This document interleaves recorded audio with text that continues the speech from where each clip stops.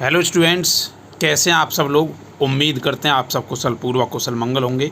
और स्टूडेंट्स, मैं Jitesh Parashar physics faculty Mukherjee Nagar Delhi से आपका स्वागत करता हूं आपके अपने channel YouTube channel Nostrum study point, जिसका मतलब है रामबाण। और बच्चे, ये रामबाण साबित इसलिए होगा क्योंकि हम पूरा कंटेंट 11th और 12th का आपकी कोशिश जारी है।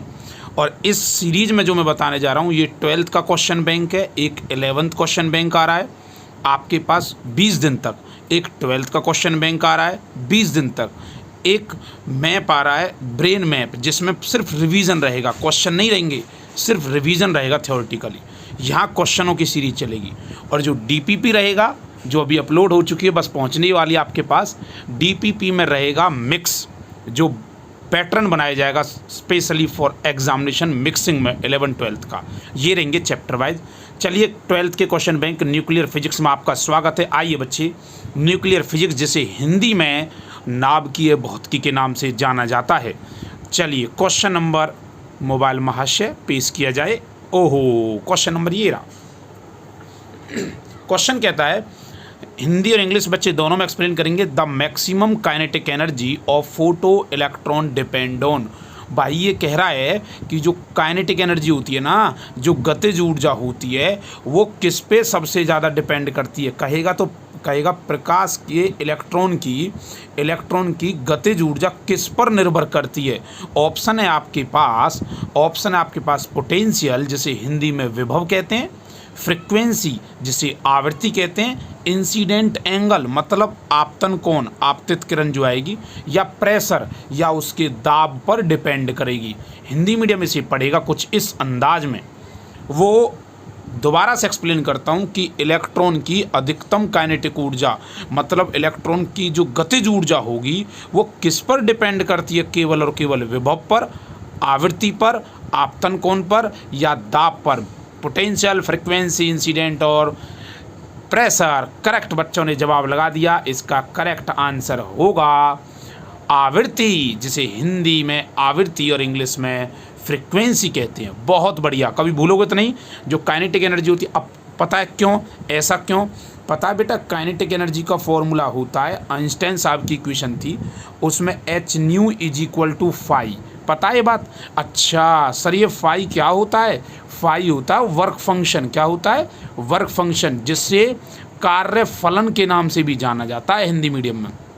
कार्य फलन, वर्क फंक्शन को कहते हैं the minimum energy to eject an electron. वो कम से कम ऊर्जा जिस पे कोई इलेक्ट्रॉन निकलना स्टार्ट कर देता किसी प्लेट से। ये रहा, इलेक्ट्रॉन निकल गया। क्लियर है। तो वो काइनेटिक एनर्जी बताओ किस पे डिपेंड कर रही है। एक तो फाई पे, और दूसरा एच तो प्लांक्स कांस्टेंट है, म्यू पर, फ्रीक्वेंसी मतलब आवृत्ति पर। तो तुमने सर इस पे वर्क फंक्शन क्यों नहीं लगाया। क्योंकि बेटा वर्क फंक्शन जो होता है ना, कार्यफलन, वो प्रॉपर्टी है किसी भी मटेरियल की। किसी मटेरियल मतलब किसी पदार्थ का गुण है। बात समझ आई। जिंदगी में एक बात याद रखोगे सर, काइनेटिक एनर्जी किस पे डिपेंड करती है, फ्रीक्वेंसी पे करती है। कभी भूलोगे तो नहीं। हम एक क्वेश्चन को इतना टाइम दे रहे हैं सिर्फ और सिर्फ इस वजह से, जिससे तुम्हें हमेशा ये अच्छे से। अगला क्वेश्चन, नेक्स्ट क्वेश्चन नंबर 2 आपके सामने पेश किया जाता है। इलेक्ट्रॉन को उत्सर्जित करने के लिए आवश्यक न्यूनतम ऊर्जा को क्या कहते हैं। वो कम से कम एनर्जी जिस पर इलेक्ट्रॉन इजेक्ट करता है। ओ सर, ये तो अभी बताया था। उसे क्या कहते हैं, वर्क फंक्शन कहते हैं, फाई कहते हैं, जिसे हिंदी में कार्य फलन के नाम से ही जाना जाता है। आज एक बात तो तय हो गई सर, दोबारा नहीं भूलेंगे। E = काइनेटिक एनर्जी क्या होती है, h/nu - phi। फाई क्या है, ये फाई क्या है, फलन है, कार्य फलन है, या फिर क्या कहोगे वर्क फंक्शन है। ये क्या है, वो कम से कम ऊर्जा है, मिनिमम एनर्जी। क्या बोलोगे, मिनिमम एनर्जी, वो कम से कम ऊर्जा है जिस पे कोई इलेक्ट्रॉन निकलना चाहता है। बताओ, ऐसा क्वेश्चन आ गया दोबारा भूलोगे तो नहीं। बिल्कुल नहीं सर। क्वेश्चन नंबर 3 आपके सामने पेश किया जाता है। कहता है, in photoelectric effect the number of photoelectrons emit is proportional to. भाई ये कहना चाहता, फोटो इलेक्ट्रिक इफेक्ट मतलब ये बात कर रहा है विद्युतीय फोटो मतलब प्रकाश, ये विद्युत प्रभाव, ऐसा प्रभाव जो लाइट की वजह से इलेक्ट्रॉन जब निकलते हैं अपनी सरफेस को छोड़कर, वो किस पर आधारित होते हैं, किस पर प्रोपोर्शनल होते हैं। इंटेंसिटी ऑफ इंसिडेंट भी, आने वाली किरण, ये जो किरण आ रही है इस आने वाली किरण की तीव्रता पर डिपेंड करेगा। मतलब इंटेंसिटी मतलब तीव्रता, ज़्यादा चमकदार होगी, ज़्यादा तेज होगी, इंसिडेंट की इंटेंसिटी तीव्रता ज़्यादा होगी तो डिपेंड करेगा, या फिर उसकी फ्रिक्वेंसी पे डिपेंड करेगा, या फिर उसके वेग पर डिपेंड करेगा, कितनी वेग से आ रही है। किसके बारे में बात चल रही है, ये सब इसके बारे में बात चल रही है, इसके बारे में, वेव के बारे में, तरंग के बारे में, या वर्क फंक्शन पर डिपेंड करेगा। बेटा बताइए करेक्ट आंसर इसका क्या होगा। हिंदी मीडियम को एक्सप्लेन कर देते हैं। प्रकाश विद्युत प्रभाव में उत्सर्जित जो फोटोन इलेक्ट्रॉन होते हैं वो किसके समानुपाती होते हैं, क्या बढ़ाने पर इलेक्ट्रॉन ज़्यादा निकलेंगे। करेक्ट आंसर बच्चे इसका होगा इंटेंसिटी। क्या आएगा, इंटेंसिटी, जिससे हम क्या कहते हैं, तीव्रता। क्या कहते हैं बच्चे, तीव्रता। इंटेंसिटी जितनी ज़्यादा होगी इलेक्ट्रॉन उतने ही ज़्यादा निकलेंगे। बताओ क्वेश्चन क्लियर हो रहे हैं ना। चलिए फिर से लिखूँ एक बार। ओहो E = h न्यू -5। सर ये वर्क फंक्शन पता है, इसे फलन कहते हैं। ये मिनिमम है ऊर्जा, वो कम से कम ऊर्जा है। बहुत बढ़िया। काइनेटिक एनर्जी, इलेक्ट्रॉन की काइनेटिक एनर्जी, गतिज ऊर्जा किस पे डिपेंड करेगी सर जी, उसके फ्रिक्वेंसी आवृत्ति पे डिपेंड करेगी। अच्छा सर जी ये निकलना है, जो इलेक्ट्रॉन निकलना है किसी सरफेस पे, तो उस पर जो प्रकाश आता है वो प्रकाश की इंटेंसिटी जितनी ज़्यादा होगी, तीव्रता जितनी ज़्यादा होगी, इलेक्ट्रॉन उतना ही ज़्यादा निकलेगा। ओ जी 3 क्वेश्चन अच्छे से पचे कि ना पचे। ओ जी गुरुजी पच गए।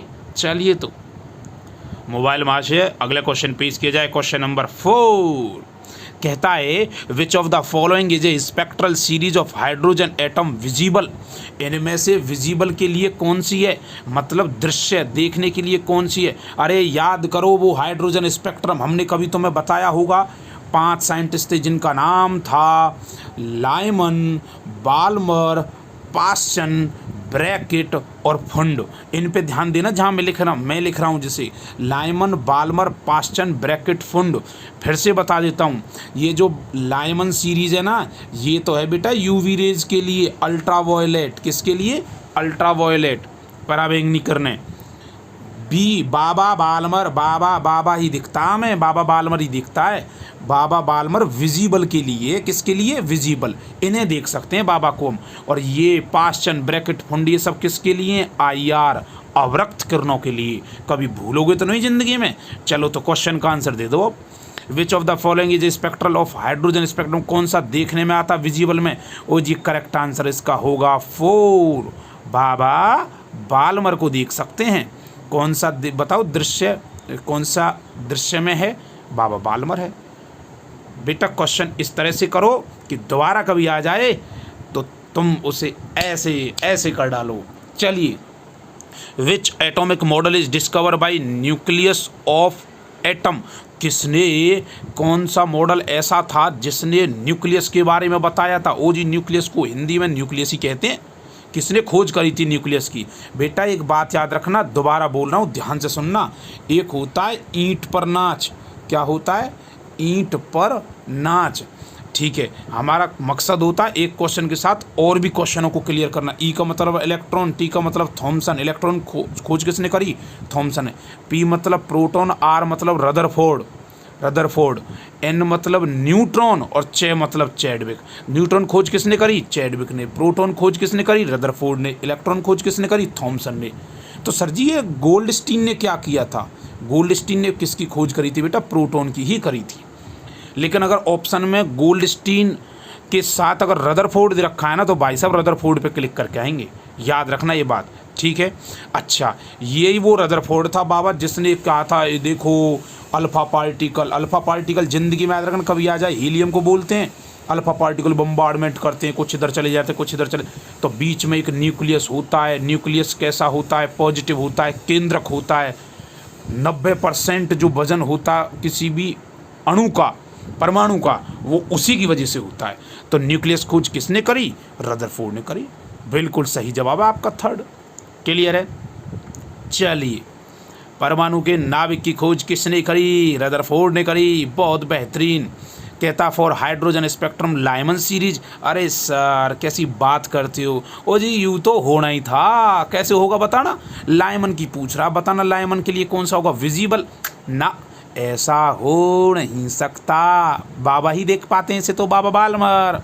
IR को वो देख पाते हैं, एक्सरे का जिक्र। UV correct answer is UV rays. बेहतरीन, शाबाश लड़को, आ जाइए UV रेज। क्वेश्चन नंबर 7 आपके सामने पेश किया जाता है। हु डिस्कवर द एक्सरे, जो एक्सरे कराने जाते हो ना, उसको एक्सरे को किसने डिस्कवर किया था? इसका करेक्ट आंसर बताएंगे आप। थॉमस सर्वे, थॉमस न्यूटन साहब, या फिर विलियम रोंटगन। तो करेक्ट आंसर इसका होगा रोंटगन। क्या नाम होगा? रोंटगन। बेटा आगे से क्वेश्चन आ जाए, एक्सरे की खोज किसने करी? तो रोंटगन ने करी, याद रखना ये बात। चलिए क्वेश्चन नंबर 8 आपके सामने पेश किया जाता है। द रिलेशन बिटवीन, मुझे उम्मीद है हिंदी मीडियम इंग्लिश मीडियम किसी को कोई दिक्कत नहीं हो रही होगी। अपनी कमेंट्स में बेटा ये जरूर लिख के बताया करो कैसा समझ में आया और कितना % समझ में आया। एनी दिक्कत यू कैन राइट, टाइप कर सकते हो। कहता है the relation between half life, ओहो अर्ध काल की बात कर रहा है, हिंदी में भी एक्सप्लेन करेंगे, कोई नहीं। हाफ लाइफ टाइम T है और डिके के बीच में क्या संबंध है इनमें? कहता है अर्ध आयु और लैम्बडा के बीच में इनमें से कौन सा संबंध है? ऑप्शन A, B, C या D। बेटे हम आपको बता देते हैं, रेडियो एक्टिव की एक इक्वेशन होती है, पता क्या? N = N0, दोबारा सुनो, N = N0 e⁻ lambda T। याद रखना, दोबारा कभी आ जाए तो बता दोगे। e⁻n = N-N0 e⁻ lambda T। जब इसको कैलकुलेट करते हैं ना तो ये निकल के आता है, ये लैम्बडा T, ये लैम्बडा T इधर पहुंच जाता है, लैम्बडा T ये पूरा लॉग में कन्वर्ट हो जाता है। लैम्बडा T = लॉग बेस, इसे बोलते हैं लॉग बेस, बेस मतलब उसके नीचे, लॉग बेस E2 होती है, याद रखोगे। अच्छा तो बेटा T की वैल्यू क्या आएगी यहाँ से? Sir ji log base e⁻² upon lambda आ जाएगा, और नहीं आएगा क्या? आ जाएगा लैम्बडा। तो T पूछे, हाफ लाइफ पूछे, तो ये होगा log base E upon lambda, और लैम्बडा T बोल दो ऐसे, कोई दिक्कत तो नहीं, नो दिक्कत। चलिए क्वेश्चन नंबर 9 आपके सामने पेश किया जाता है। कहता है एन एटम ऑफ मास, जिसका मास दे रखा है भाई, परमाणु बाहर दे रखा है 23, और परमाणु संख्या कितनी है, एटॉमिक नंबर कितना, 11। तो बताइए प्रोटॉन कितने होंगे? एक बात सुन लो पहले मेरी, क्वेश्चन यहाँ मत देखो, सब बता देंगे, पहले इस पे देखो बेटा। एक्स होता है, क्या होता है? एक्स। ये होता है जेड, ये होता है ए। ये होता है नीचे वाला एटॉमिक नंबर, जिसे परमाणु या संख्या परमाणु क्रमांक कहते हैं। दिस इज एटॉमिक बाहर, क्लियर है? ये एटॉमिक बाहर है, एटॉमिक मास है, परमाणु बाहर कहा जाता है ए। जितना ये होता है ना, वो जी सुनो ध्यान से, ये जितना होता है उतने ही होते हैं प्रोटॉन, और जितना ये होता है उतने होते हैं इलेक्ट्रॉन। इसका मतलब जितने प्रोटॉन होते हैं सर उतने इलेक्ट्रॉन होते हैं। कितने होते हैं? वो जी जितना जेड होता है। सर जी फिर न्यूट्रॉन और रह गया, न्यूट्रॉन क्या रहता है बेटा? न्यूट्रॉन पता क्या रहता है? ऊपर वाला माइनस नीचे वाला इज कॉल्ड न्यूट्रॉन। तो न्यूट्रॉन कितना आएगा? ए माइनस जेड। बोलो कर दोगे? चलो एक एग्जाम्पल देते हैं। कहता है 11 है Na23 23। बेटा जल्दी बताओ, तुम तो कलाकार हो, जल्दी बताओ। बोलो इसमें प्रोटॉन कितने हैं? तुम बोलोगे सर जी प्रोटॉन है 11। अच्छा बेटा बताओ इलेक्ट्रॉन कितने? ओ जी सर जी 11। बेटा बताओ न्यूट्रॉन कितने? सर ऊपर वाला माइनस नीचे वाला, सर जी 12, 12 हो गई। अच्छा तो पूछा क्या है इसमें? प्रोटॉन पूछा है। ओ जी प्रोटॉन सर 11 ही रहेगा, 11 हो जाएगा, करेक्ट आंसर है। बहुत अच्छी, शाबाश। क्वेश्चन नंबर 10 पेश किया जाए कंप्यूटर महाशय। ओहो ये पूछ लिया इसने, आइसोटोन। नहीं सर पहले आप कॉन्सेप्ट बताते हो, कॉन्सेप्ट बताओ। देखो बेटा, एक होता है आइसोटॉप, एक होता है आइसोबार, क्लियर है? और एक होता है बेटा isotone. English medium Hindi medium दोनों ध्यान से होंगे, सुनेंगे। अच्छा एक तो होता है एटॉमिक नंबर, क्या होता है? एटॉमिक नंबर ए, नीचे होता है ZXA एटॉमिक नंबर, ठीक है? अच्छा तुमने सुना कभी नंबर टॉप? नंबर टॉप का मतलब, अब मैं तुम्हें क्लास में पढ़ा रहा हूँ और 50 बच्चे हो, जस्ट इमेजिन तुम 50 बच्चे हो और 50 के 50 पढ़ने लग रहे हो और सबके सब टॉप आ गए, सबके सब टॉप, सबके नंबर सेम है एकदम, तो उसे क्या कहेंगे? आइसोटॉप। तो पता अब क्या कहेंगे सर, आइसोटॉप वो होगा जिनमें एटॉमिक नंबर जेड सबके क्या होते हैं, सेम होते हैं। ए क्या हो जाएगा, डिफरेंट। आइसोबार में क्या होगा, आइसोबार में उल्टा हो जाएगा, ए मतलब परमाणु भार क्या हो जाएगा, डिफरेंट। जबकि ये क्या हो जाएगा, जेड क्या हो जाएगा, सॉरी ये सेम होगा और ये क्या हो जाएगा, डिफरेंट। आइसोटोन में पता क्या सेम होता है, न्यूट्रॉन सेम होते हैं। कौन से सेम होते हैं, न्यूट्रॉन। और न्यूट्रॉन क्या होते हैं, ऊपर वाला माइनस नीचे वाला।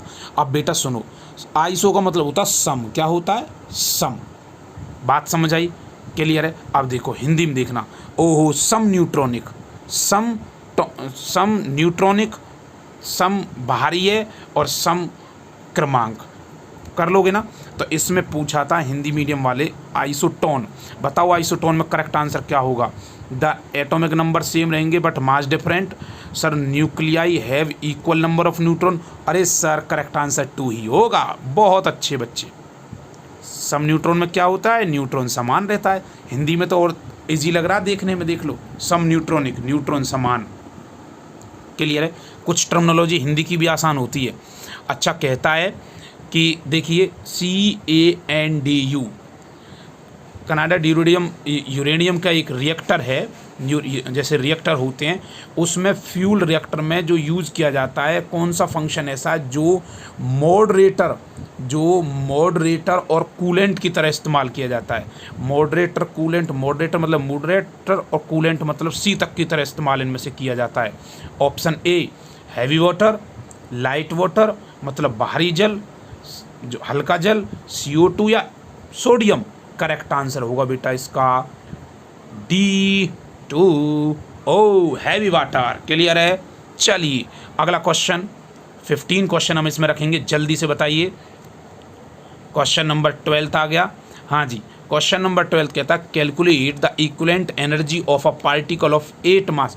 अरे सर जी कितना दे रखा है मास, ध्यान से सुनो, मास कितना दे रखा है, m कितना है 8। ठीक है, क्या निकालना है गुरुजी, एनर्जी निकालनी है। अरे हमने तो सुना था आइंस्टाइन साहब ने एक बात बोली थी, E=mc²। बेटा m तो में दे रखा है 8, अच्छा ग्राम में दे रखा है। अच्छा ग्राम को तुम किलोग्राम में बदल नहीं सकते केजी में, तो × 10⁻⁻⁶ हो गया। क्लियर, कोई दिक्कत नहीं। इंटू C की वैल्यू कितनी होती है 3 × 10⁸ का स्क्वायर कर दो। भाई साहब कैलकुलेट कर लो, करेक्ट आंसर ये आएगा 7.2 × 10⁻11 जूल। हो जाएगा, बिल्कुल हो जाएगा। अगला क्वेश्चन नंबर नेक्स्ट 13 कहता है the energy of hydrogen atom in the ground state is 13.6 है कहाँ, जमीनी अवस्था पर। ठीक है, हाइड्रोजन की होती है, ये बात याद रखना, -13.6। The energy level of He हीलियम-2 ऑफ फर्स्ट एक्साइटेड स्टेट पे कितनी होगी। बेटा करेक्ट आंसर इतनी ही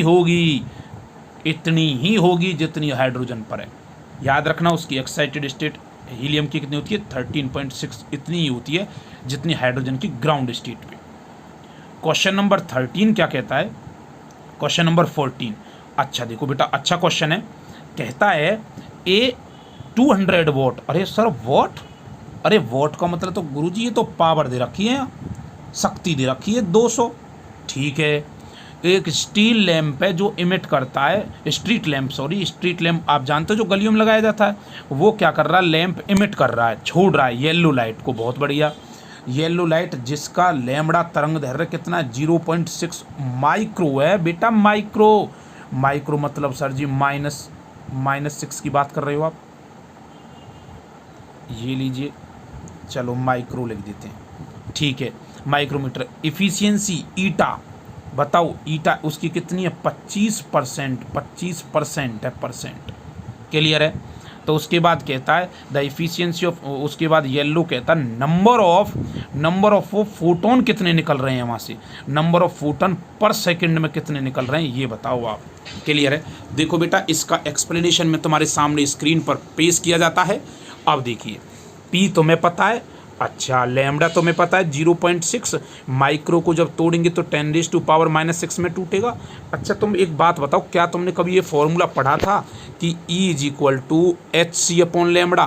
होता है? वो जी बिल्कुल होता है, E=hc/λ होता है ना। अच्छा, h कितना, प्लांक्स कांस्टेंट वैल्यू रख दी 6.62 × 10⁻⁻34, c की वैल्यू कितनी 3 × 10⁸, सब समझ में आ रहा होगा। लैम्डा की वैल्यू 0.6, माइक्रो मतलब 10⁻⁻⁶, टोटल आ गया 33 × 10⁻⁻20 जूल आ गया। अच्छा, अब बताओ जब तुम पावर निकालोगे तो 200 का कितना परसेंट था इफिशियंसी? 25%। 200 का 25% कितना बन गया? 50 वॉट बन गया। अब नंबर ऑफ फोटोन निकाल दो इसमें से, तो नंबर ऑफ निकाल दोगे, कर लोगे ना क्वेश्चन। देखिए इजीली आपके सामने है, करेक्ट आंसर आपके सामने आ जाएगा, कोई दिक्कत? नो दिक्कत। चलिए क्वेश्चन नंबर 14 के बाद बेटा क्वेश्चन नंबर 15 के बारे में जिक्र करते हैं। 15 भी न्यूमेरिकल है, बहुत अच्छा पॉइंट है। कहता है the ionisation energy of electron at ground state. Ionisation energy, देखो आप जानते हो कि हीलियम कोई है ज़मीनी अवस्था पर, उसकी आयनीकरण जो ऊर्जा है वो कितनी है? 24.6 है। ठीक है, 2 इलेक्ट्रॉनों को निकालने के लिए आवश्यक ऊर्जा कितनी होगी? भाई हीलियम पर 2He4 ही तो होते हैं, 2 ही तो इलेक्ट्रॉन होते हैं सर हीलियम पर, तो 2 इलेक्ट्रॉन निकालने हैं। अच्छा देखिए, अच्छा 2 इलेक्ट्रॉन निकाल रहे हैं तो मैं कह सकता हूँ कि बेटा देखो स्क्रीन पर देखो, यहाँ Z=2 होगा, बिल्कुल होगा। एनर्जी का फॉर्मूला होता है 13.6। 13.6 कौन सी है? 13.6 ये ग्राउंड स्टेट है किसकी? हाइड्रोजन की, जो लाइमन बाल्मर पास्चन आपने बनाया होगा एक डायग्राम। अच्छा 13.6 × Z² n का स्क्वायर। ठीक है, Z कितना है? इसका एटॉमिक नंबर 2 है। n कितना? एक स्टेट कितना दे रखा? n कितना? 1, एक बार निकलेगा एक स्टेट, तो कितना आ गया बेटा? 14.4। क्लियर है, आ गया। ये निकल के आई E2। E2 क्यों? क्योंकि ये E2 इसलिए क्योंकि सर जी ये हीलियम की है, बिल्कुल है। अच्छा, टोटल स्टार्टिंग में इसने E1 कितनी दे रखी है? E1 कितनी दे रखी है और E2 दे रखी है, दोनों को ऐड कर दोगे, करेक्ट आंसर इसका क्या आएगा? 79 इलेक्ट्रॉन वोल्ट। बच्चे क्लियर है। और ये सीरीज क्वेश्चन नंबर 15 तक हमने कराई। अगली सीरीज में क्वेश्चन नंबर 16 से और क्वेश्चन नंबर 30 तक करके इसे कंप्लीट कर दिया जाएगा।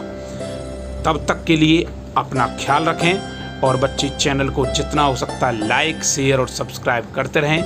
ओके स्टूडेंट्स, जय हिंद।